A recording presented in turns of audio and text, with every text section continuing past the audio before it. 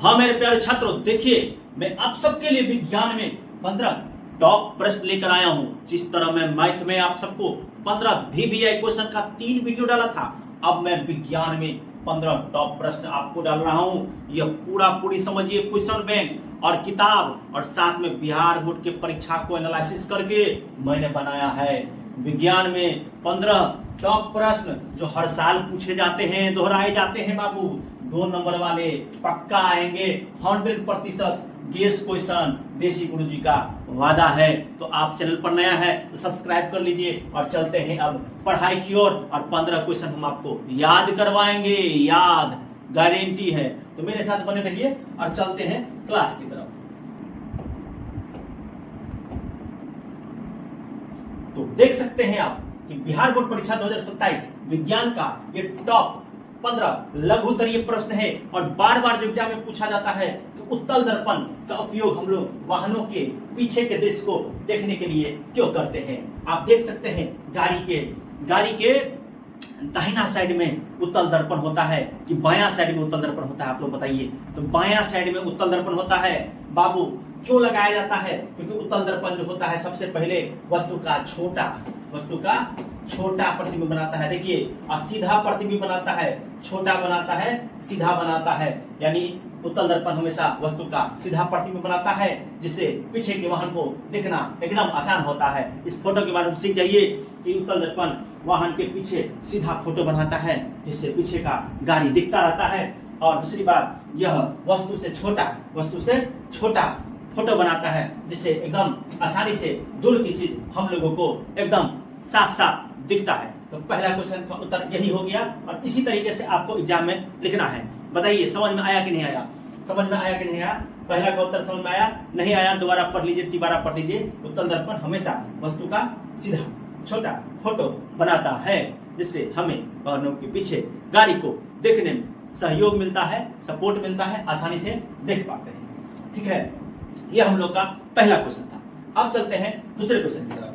पहला क्वेश्चन में 2 पॉइंट था, दोनों पॉइंट को मैंने फोटो के मदद से समझा दिया। दूसरा फोटो है कि प्रकाश का अपवर्तन क्या होता है। आपने शीशा के गिलास में जब पेंसिल रखिएगा तो ये आपको झुका हुआ महसूस होगा। समझ में आएगा नहीं? झुका हुआ मतलब ऐसे करके आपको झुका हुआ महसूस होगा। ठीक है, ऐसे पेंसिल डालिएगा, झुका हुआ महसूस होगा। शीशा गिलास में पानी डालिएगा तो इसको क्या कहते हैं बाबूले? इसको कहते हैं वायुमंडल का जो है, इसमें ये जो होता है प्रकाश का अपवर्तन होता है। ठीक है, क्यों होता है? तो जब कोई एक माध्यम से दूसरे माध्यम में जाता है, जब कोई चीज एक माध्यम से दूसरे माध्यम में जाता है तो प्रकाश अपने किरण से विचलित हो जाती है, यानी कि अपना रास्ता मुड़ जाता है। जब प्रकाश की किरण एक माध्यम से दूसरे माध्यम में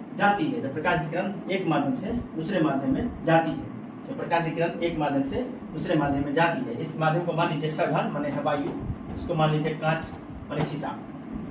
तो क्या होता है कि प्रकाश की किरण क्या होती है? विचलित होकर मुड़ जाती है। इसको क्या कहते हैं? इस घटना को क्या कहते हैं? प्रकाश का अपवर्तन कहते हैं। जब प्रकाश की किरण एक माध्यम से दूसरे माध्यम में जाती है तो क्या होता है? वो अपने प्रकाश की किरण अपने मार्ग से विचलित हो जाती है। इस घटना को क्या कहते हैं? प्रकाश का अपवर्तन। क्या कहते हैं? प्रकाश का अपवर्तन। पीछे बोलिए ना। आप देखिए, इसमें इसका 2 नियम होता है। एक आने वाली किरण आपतित, एक नीचे झुका अपवर्तित, और एक जो है सो इसके बीच में होता है अभिलंब। आपको लिखना है आपतित किरण, अपवर्तित किरण तथा दोनों माध्यम को अलग करने वाली सतह यानी आपतन बिंदु। ठीक है, पर खींचा गया अभिलंब, तीनों एक ही तल में होते हैं। यानी अपवर्तित किरण, अपवर्तित किरण, दोनों किरण को जो बिंदु अलग करता है उस पर खींचा गया अभिलंब, तीनों एक ही तल में होता है।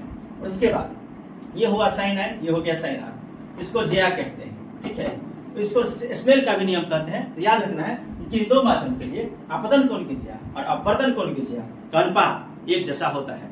किसी 2 माध्यम के लिए आपतन कोण की ज्या तथा अपवर्तन कोण की ज्या एक जैसा होता है। जैसे मैं आपको पढ़ाया हूं, आप इसको बार वीडियो को देख लीजिएगा, 2 बार 3 बार पूरा क्वेश्चन आपको याद हो जाएगा। दूसरा हो गया। अब चलते हैं तीसरे क्वेश्चन की तरफ। अवतल दर्पण उत्तल दर्पण में अंतर स्पष्ट करें। देखिए, अवतल दर्पण जो होता है अंदर की तरफ धंसा हुआ होता है। ठीक है, उत्तल दर्पण होता है ऊपर की तरफ उभरा हुआ रहता है। ठीक है, इसमें फोटो दर्पण के आगे बनता है, इसमें फोटो दर्पण के पीछे बनता है। इसके आगे बनता है इसलिए इसका फोटो वास्तविक भी होता है और काल्पनिक भी होता है।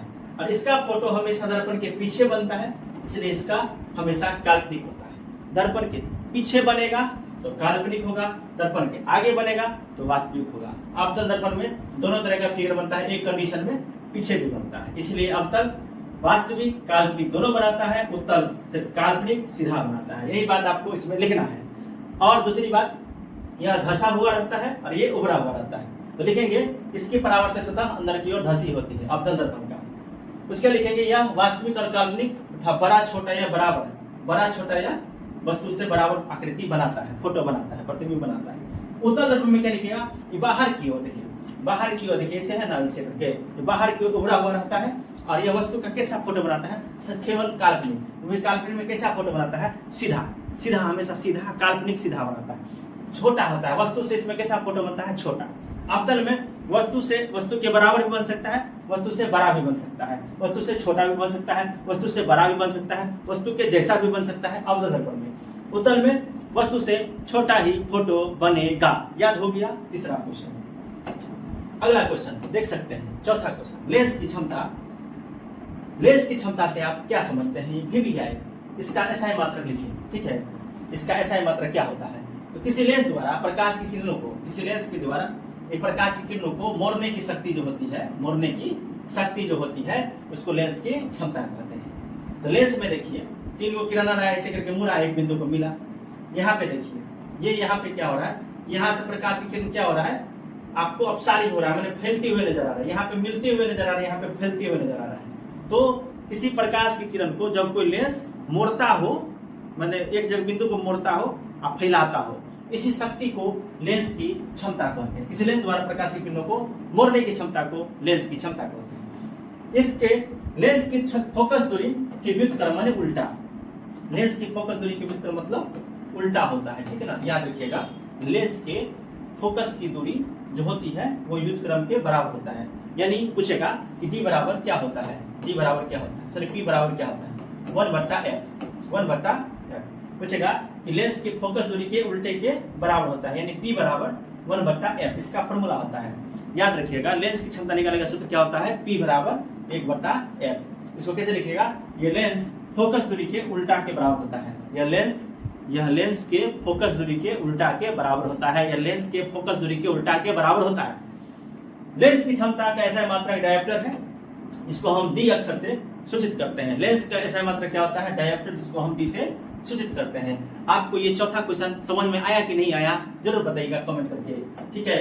और याद रखिएगा, उत्तल लेंस को अपसारी लेंस कहते हैं, अवतल लेंस को अपसारी लेंस कहते हैं। अगला क्वेश्चन देखिए, बहुत विवि है। प्रकाश संश्लेषण क्या है, सब जानते होंगे। हरे पेड़ पौधा जो है, हरे पेड़ पौधा सूर्य के प्रकाश क्लोरोफिल की उपस्थिति में मिट्टी से जल तथा वायुमंडल से कार्बन लेता है। क्या क्या लेता है बाबूजी, सूरज दादा लेता है, सूरज दादा से रोशनी लेता है, जल होता है बाबूजी, जल।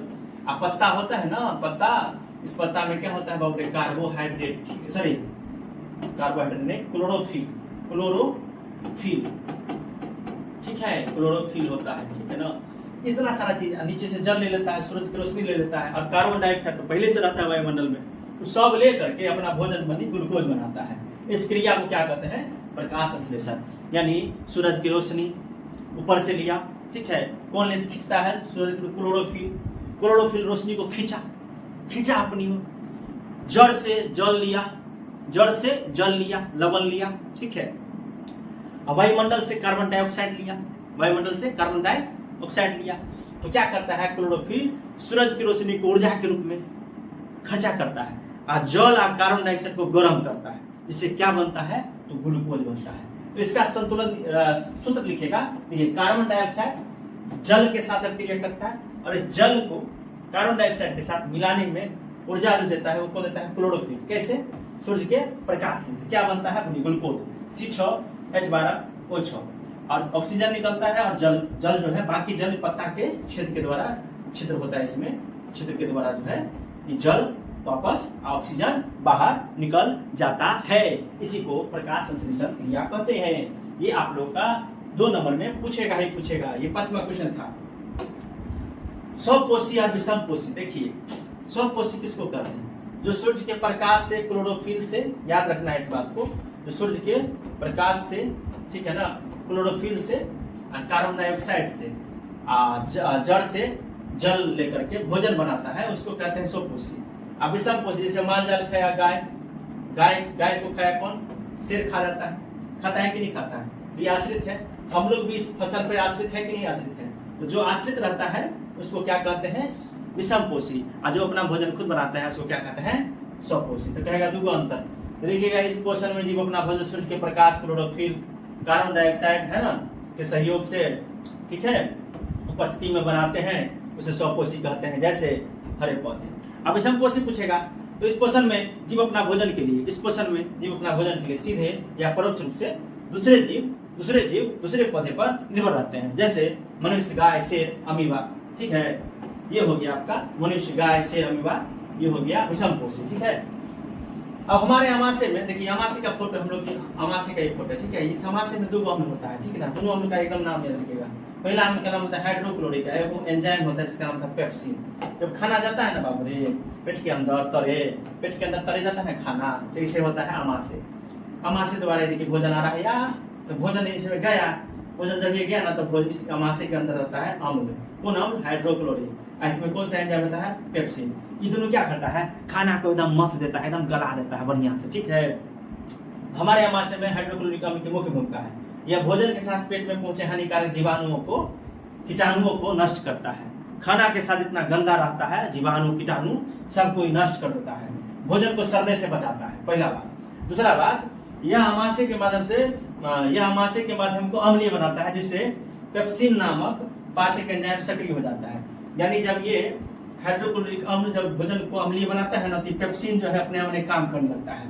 पेप्सिन नाम का एंजाइम जो है काम करने लगता है। जब एंजाइम नहीं काम करता है ना तो क्या होता है पता है? अपना से ऊपर से दो मुन्ना जाइम ढार लेते हैं, एरिस्टोजाइम, 2 मुन्ना पी लेते हैं। यही बात है, ज्यादा खा लेते हैं भोज भात में, एकदम खटाइन ढकार होते रहता है। मतलब करती हाइड्रोक्लोरिक अम्ल का मात्रा बढ़ गया है, एंजाइम काम नहीं कर रहा, ढकार हो गया एकदम, धार के 2 मुन्ना एंजाइम डाल दीजिए, सब पच जाता है। इसका 2 काम, ये भोजन के कीटाणु जीवाणु को खत्म करता है तथा पेप्सिन एंजाइम को सक्रिय करता है भोजन को पचाने में। समझे? चलिए अगला क्वेश्चन देखिए। श्वसन और प्रकाश संश्लेषण में मुख्य अंतर क्या है? भैया मेरे बहुत भी आए श्वसन और प्रकाश संश्लेषण में। देखिए श्वसन के बारे में देखिए।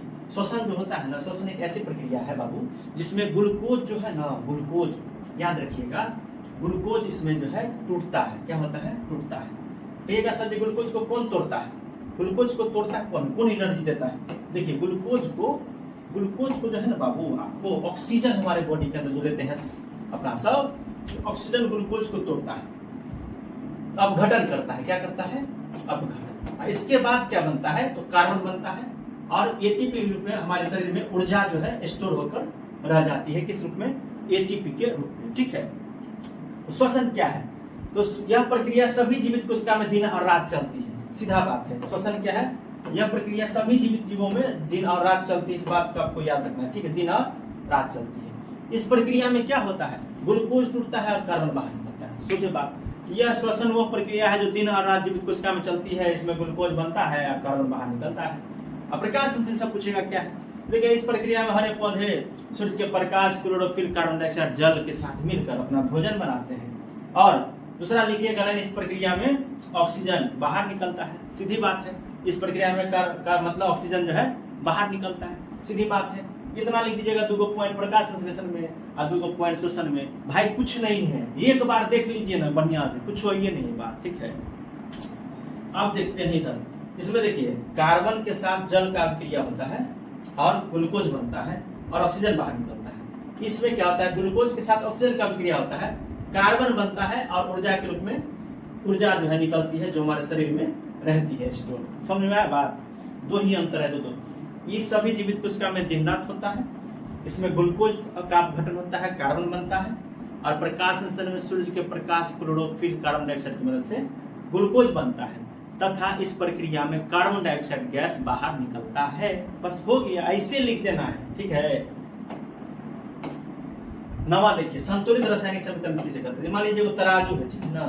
द्रव्यमान संरक्षण के नियम के अनुसार बताया गया था कि किसी भी रासायनिक अभिक्रिया में न तो द्रव्यमान का निर्माण होता है न ही विनाश। तो मान लीजिए देखिए यहाँ पे हाइड्रोजन के 2 दूनी 4 गो परमाणु, यहाँ ऑक्सीजन के 2 गो परमाणु। तो इस तरफ देखिए, इस तरफ संतुलित कर दिए। देखिए तो 2 दूनी 4 गो हाइड्रोजन हो गया, 1 2 3 4, और 2 गो ऑक्सीजन हो गया कि नहीं हो गया।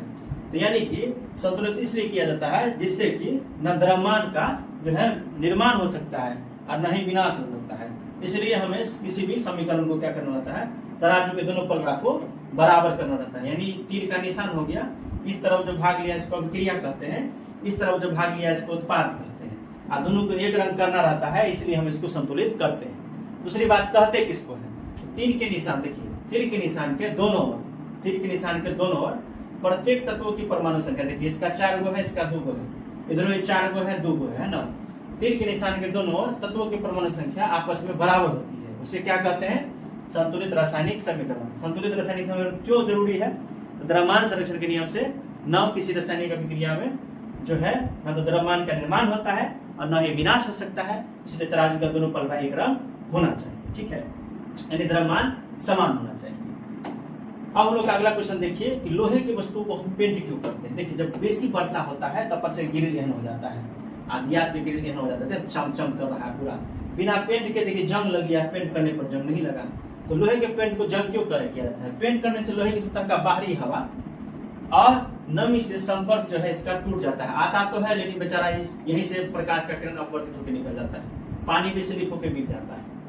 संपर्क टूटने का लोहे में जंग नहीं लगता और वस्तु लंबे समय तक सुरक्षित रहता है। तो पहला लिखिएगा कि हवा और नमी से संपर्क टूट जाता है, दूसरा लिखिएगा जंग से बचाव के लिए। दुइयों को तो बात लिखना है क्यों पेंट करते हैं, ये कोनो बात हुआ। अब देखिए प्लास्टर ऑफ पेरिस जो है पीओपी, ये देखिए इस दीवार में है ना, जब ये इसमें पानी डालेंगे ना तो पत्थर बन जाएगा। ऐसे घर द्वार में देखते हैं पानी में घोल के दीवार में मारता है पीओपी, लेकिन इसको बंद करके रखिएगा ना तो ये पत्थर नहीं बनेगा, यानी जिप्सम नहीं बनेगा। प्लास्टर ऑफ पेरिस को आर्द्र रोधी यानी नमी वाला में बर्तन में, जिसमें नमी नहीं हो ऐसे बर्तन में रखने का कारण निम्न है। क्यों रखा जाता है ऐसा बर्तन में जिसमें नमी नहीं हो, यह हवा में उपस्थित नमी या पानी को देखिए पानी को सोख लेता है। पहला बात, ये हवा में उपस्थित नमी और पानी को सोख लेता है। दूसरा बात, नमी को सोखने के बाद ये पत्थर बन जाता है, यानी जिप्सम नाम का एक पदार्थ बन जाता है। इसलिए हम लोग प्लास्टर ऑफ पेरिस को इस बर्तन में नहीं रखते हैं। दो कारण बता दिए, एक तो सबसे पहले नमी और पानी को सोख लेता है, दूसरा कि पानी को सोखने के बाद ये क्या करता है, जिप्सम नाम का कठोर पदार्थ बना लेता है। 11 नंबर हो गया। अब देखिए 12 नंबर देखिए, कहता है देखिए वाला दही वाला देखे हैं आपके यहाँ ऐसा वाला होगा बर्तन, इसमें दही और नींबू कभी भी नहीं भूलों से नहीं डाल दीजिएगा। तो देखिए ऐसे करके आप भी रोइएगा, पेट दुखाया ऐसे करके, है ना, भोजन दूषित हो जाता है, ठीक है। इसलिए ऐसा काम कभी नहीं करिएगा, क्योंकि देखिए पीतल और तांबे के बर्तन में क्या कहे, पीतल और तांबे के बर्तन में दही और खट्टे पदार्थ इसलिए नहीं रखना चाहिए क्योंकि देखिए तांबा जो है ना एक तरीके से धातु है, तांबा क्या है, धातु है। दही और खट्टे पदार्थ में प्राकृतिक से क्या पाया जाता है, आम्ल, यानी दही में अम्ल पाया जाता है और नींबू में क्या पाया जाता है, आम्ल। तो अम्ल और धातु जब अभिक्रिया करता है, अम्ल और धातु जब अभिक्रिया करता है तो क्या बनाता है, जहरीला लवण, जहरीला लवण बनाता है, जिस कारण से कहते हैं लोग कि हमें पीतल के बर्तन में दही या नींबू खट्टा पदार्थ नहीं डालना चाहिए। पहला बात कि दही और खट्टे पदार्थ में अम्ल होते हैं। दूसरा बात लिखिएगा, अम्ल जब धातु से क्रिया करता है तो जहरीला लवण बनाता है, जिसको खाने के बाद इंसान बीमार पड़ सकता है। तो दो गो बात हो गया ना, इसमें पूरा बता दिए। अब है खनिज और अयस्क। देखिए खनिज और अयस्क देखिए, इस धरती के अंदर पाया जाता है प्राकृतिक रूप से पाए जाने वाली यौगिक, यानी पृथ्वी के अंदर प्राकृतिक रूप से पाए जाने वाले तत्व या यौगिक को खनिज कहते हैं। इससे धातु निकालना आसान नहीं होता है, ठीक है। सब खनिज अयस्क नहीं हो सकता है, लेकिन सब अयस्क खनिज हो सकता है, ठीक है ना। अयस्क जो है धातु खनिज से निकाला जाता है। जिस खनिजों में विशेष धातु, कोई विशेष धातु अधिक मात्रा में होता है उसे अयस्क कहते हैं, लेकिन पृथ्वी के अंदर पाए जाने वाला वह खनिज जिसमें धातु आसानी से नहीं मिलता है उसको खनिज कहते हैं। यही दोनों में अंतर है, ठीक है। ये खनिज हो गया, ये अयस्क हो गया, ये खनिज हो गया, ये अयस्क हो गया। तो दोनों के बारे में लिख दीजिएगा। पृथ्वी के अंदर प्राकृतिक रूप से जो पाया जाता है उसको खनिज कहते हैं, और उस खनिज में से जब कोई धातु निकालते हैं अपना सब अलग से तो उसको क्या कहते हैं, अयस्क कहते हैं, ठीक है। सब अयस्क खनिज होगा लेकिन सब खनिज अयस्क नहीं होगा, सॉरी सब अयस्क खनिज होगा लेकिन सब खनिज अयस्क नहीं होगा, ठीक है। अब 14 वाला देखिए, यहाँ देखिए ये प्लस चार्ज है, ये माइनस, इसको कहते हैं आयनिक यौगिक। तो आपने देखा होगा Na प्लस Cl माइनस होता है। देखिए सोडियम के ऊपर प्लस चार्ज रहता है तो यानी धनायन होता है, और क्लोरीन के ऊपर माइनस का चार्ज रहता है मतलब ऋणायन होता है। तो आयनिक यौगिक किसको कहते हैं, वह यौगिक जिनके बीच वैद्युत आकर्षण बल बहुत अधिक होता है, जिसको जल्दी से आप तोड़ नहीं सकते हैं। तो देखिए क्या करता है, आयनिक यौगिक आपस में एक बॉन्ड बना लेता है, मजबूत बॉन्ड बना लेता है। इस मजबूत बॉन्ड को तोड़ने के लिए बहुत अधिक बल की जरूरत पड़ती है, बहुत अधिक गर्मी की जरूरत पड़ती है। बहुत अधिक गर्मी पड़ने के बाद ही यह क्या होता है, बंधन टूटता है, नहीं तो ये आपस में इसे बॉन्ड बनाए रहता है। तो पूछ रहा है कि आयनिक यौगिक का गलनांक क्यों उच्च होता है, तो क्या लिखेगा कि आयनिक यौगिक, क्या लिखेगा, आयनिक यौगिक में विपरीत आवेशित आयन एक दूसरे से बहुत मजबूत स्थित, ऐसे लिखिएगा आप डायरेक्ट कि आयनिक यौगिक में धनायन और ऋणायन एक दूसरे को बहुत मजबूती से पकड़े रहते हैं। ठीक है, इस मजबूत अंतरा आयनिक आकर्षण बल लिख सकते हैं। इस मजबूत अंतरा आयनिक आकर्षण बल के कारण इसको बहुत अधिक उष्मा की जरूरत होती है। बस इतना आपको 2 पॉइंट आपको लिखना है। एक में लिखिएगा कि बहुत मजबूती से पकड़े रहता है, दूसरा में लिखिएगा इसी मजबूती को तोड़ने के लिए अधिक तापमान यानी गलनांक यानी उच्च तापमान की जरूरत पड़ती है। ठीक है, 14 नंबर हो गया। लास्ट है 15 नंबर, समजातीय श्रेणी, सबको मालूम होगा। समजातीय श्रेणी देखिए, जैसे CH4 हुआ, C2H6 हुआ, देखिए इसमें C एगो है, इसमें C दो है, एक C का खाली अंतर है दोनों। अब आपको मालूम है, देखिए ये हो एक गो पैर से जुड़ा हुआ है, यानी कहने का मतलब ये सब एक पैर से जुड़ा हुआ है, ये भी जो है एक पैर से जुड़ा हुआ है, सब एक पैर से जुड़ा हुआ है ना। यानी कि दोनों में खाली अंतर क्या है, संरचना अलग अलग है। नहीं समझे, देखिए दोनों का एक ही रंग है ना जी, सदस्य एक ही प्रकार का कार्यात्मक समूह, यानी भले ही इसमें कार्बन का अंतर है लेकिन एक ही रंग का संरचना दोनों का है। कहने का मतलब दोनों का कार्यात्मक समूह जो है वो एक ही रंग है।